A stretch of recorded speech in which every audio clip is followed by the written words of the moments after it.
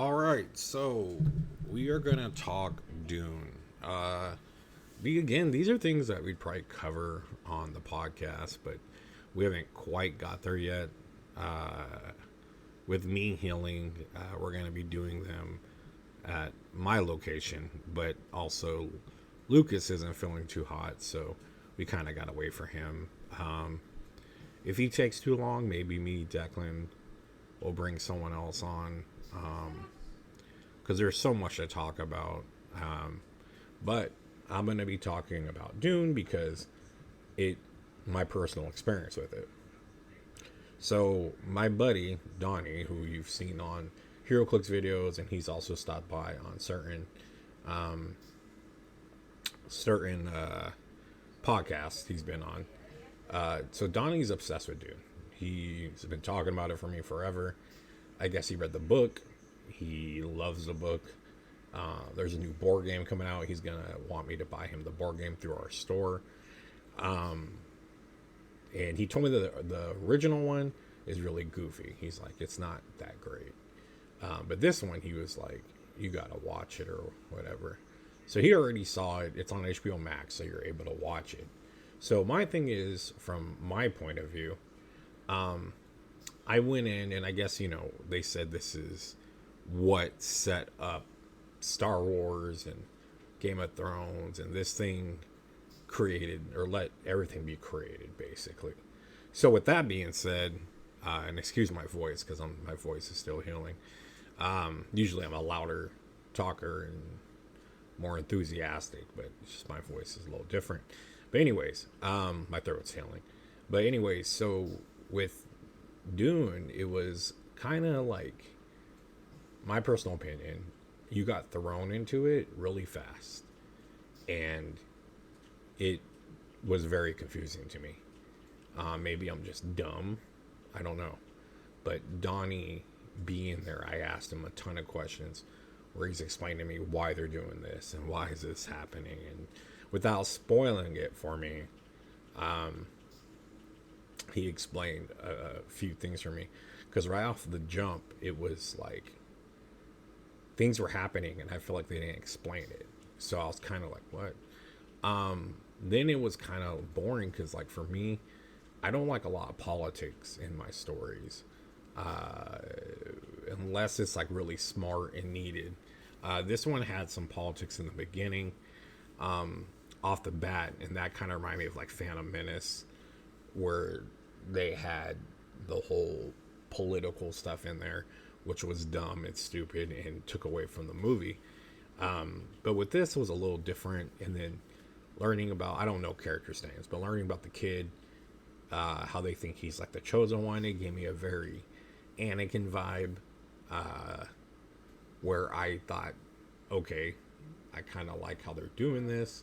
But again, it was a little bit slow and a little bit where I'm confused. We get Idaho out of nowhere, and not much is explained about him.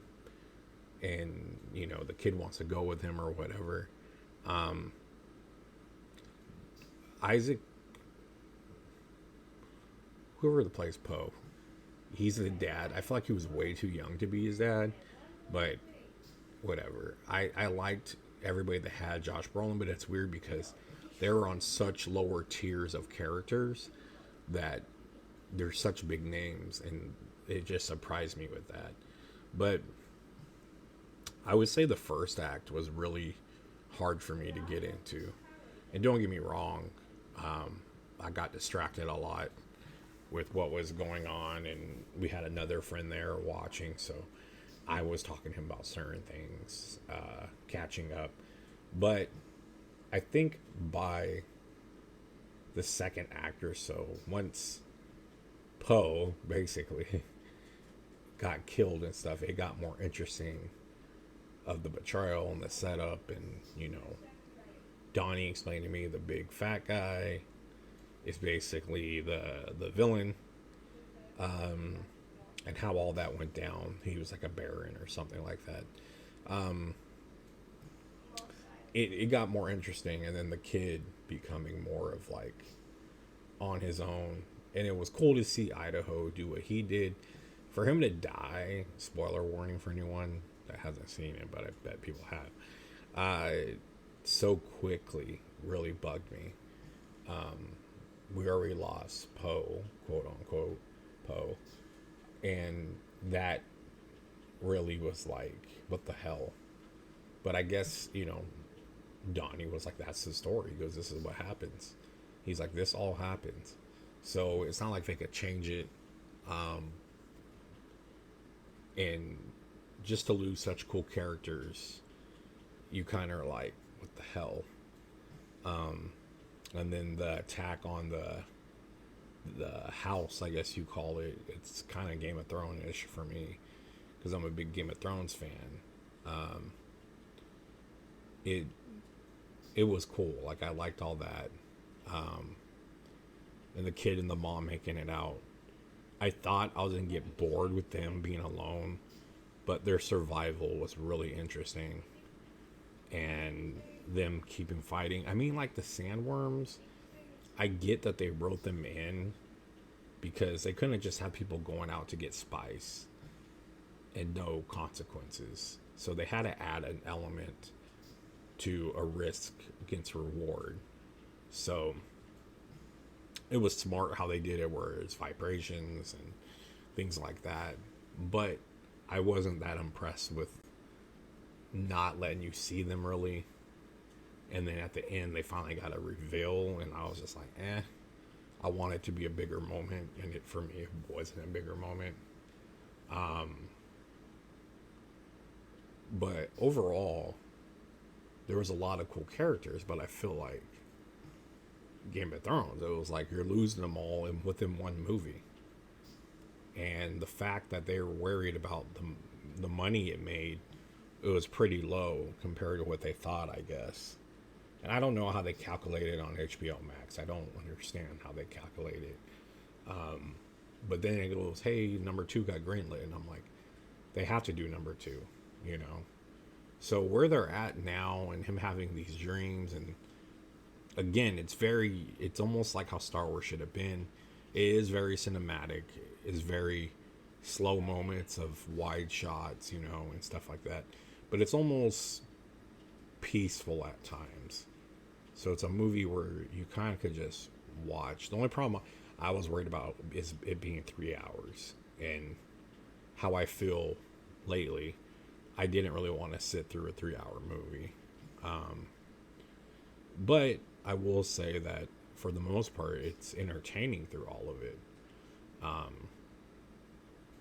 The movie definitely picks up for you. It's weird because the pacing's really weird to me. I wouldn't say it was off, but it's really weird to me because in the beginning, how it's a little jumps right into everything, and then it kind of slows down, and then we get to the point where they're breaking in and it gets really fast, and then it goes really slow again with them leaving and the mom and him fleeing. But I did enjoy even those parts near the end. And like him seeing these possible futures was kind of a cool idea. It's dumb though, because it reminded me of, there was a Power Ranger series in one of them where the guy kept getting flashes of like this war coming for Power Rangers, and it gave me that vibe. But again, this came out way before, and his are possible futures, not for sure futures from what Donnie explained to me. So, and I was really confused about the Zendaya, him seeing her all the time, and he's like obsessed with her and seeing her. And I try to understand what like these sand people kind of were like. They have the breathing things, and they live out there in the sand, and like they have like little caves and hideouts everywhere. But it seems like they don't really trust, I guess, the outsiders or whatever. It's weird because it seems like they work hand in hand at times, but then I don't know. Even at the end, it was kind of weird because they killed one of them, and then they were chill with them and hanging with them or whatever. that's kind of how it ends. And it ends where it's like, all right, they're lost in sand, and where do we go from here? So I really feel like it's just going to get boring after that, but I could be 100% wrong. Everyone tells me it picks up a lot, but from where they're at right now, I'm like, where do you go, or how, you know? So overall, those are my thoughts on Dune. Um, I'd say it's probably like a 6 out of 10 for me. 5 is just an average movie. It's a little above average just because how well it was filmed. The acting was good in it. Um, Jason Momoa was even good, and he's not my favorite actor because I feel like Jason Momoa plays Jason Momoa in everything. Which even in this, he felt like Aquaman or whoever the hell he plays. Um, him even playing basically himself fit the character more, so I was fine with it. He's not Aquaman; he's a horrible Aquaman, but as Idaho, he just made sense, and that was weird too. His name had how he has that name when everyone else has like crazy weird names. Um, but yeah, I would say it was like a 6 out of 10 for me. Um, it was different. It was, had fun moments, but God, man, being so long was just nuts. But there's gonna be a part 2. I guess there's a bunch of books that happened after that his son wrote or something like that. I don't know if they ever plan on doing those ones. But it's an interesting world. I mean, I might change my tune eventually. But it's, if we're talking all movies in the world, a 6 for me is pretty good for a movie. Because 5 is just a decent, good movie for me. So 6 is a little bit above just because the acting, the cinematic look, the feel, the vibe. They just did a really good job with all that. But at the end of the day, it didn't blow me away like maybe recent movies like Shang-Chi for me, like really impressed me. It was just a really smart story. But this was like decent story, but it's just a lot is going on, and you got to keep up with a lot going on. And also, there's so many different names for everything. You got to kind of keep track. So it was good for me to have someone there that actually read the book and seen the old one and was able to explain when I had questions about things. And that's the sucky part, is if I didn't have that, it'd be harder for me to enjoy. With that, I would probably knock it down to like a 4, because I had to learn so much by cliff notes, basically. But again, having that, I'm not gonna knock it down because I had someone there to explain it. That's how some movies are. You need someone to tell you how it is. And it sucks. That does suck, but it makes you be able to appreciate it and understand it better. And that's why I enjoyed what I enjoyed, because Donnie was there able to tell me things when I had questions. Like, wait, what house is this again? Or, wait, so that kid is he related to this Idaho guy? No, he's not. Okay. So it's like one of those things where it made watching it a little more easier because I was able to confirm things and not get so lost, because I was lost right from jump when they were doing the stamp and selling the thing to the other group and all that. So it was interesting. It was one of those things where I definitely had to pick up from someone else. So that's the only real downer about it, besides how long it is. But I get it had to be long. But overall, those are my thoughts. I might do this with every movie here and there, just because the channel needs to keep going, and we need to still talk about pop culture because that's what we do. So, hopefully, I'll be able to get us doing the podcast where we're talking more about these things. But I still might just talk about it, my own thoughts on it, and then kind of go over things later on. because there's a lot to talk about right now. A lot of things are going on. It's pretty nuts. So that is it. Thank you guys for watching. Again, these are just my thoughts on Dune from a person that's never saw it, never read the book, and just watched it on my own. But yeah, thank you guys for watching. If you do, check again in for more content.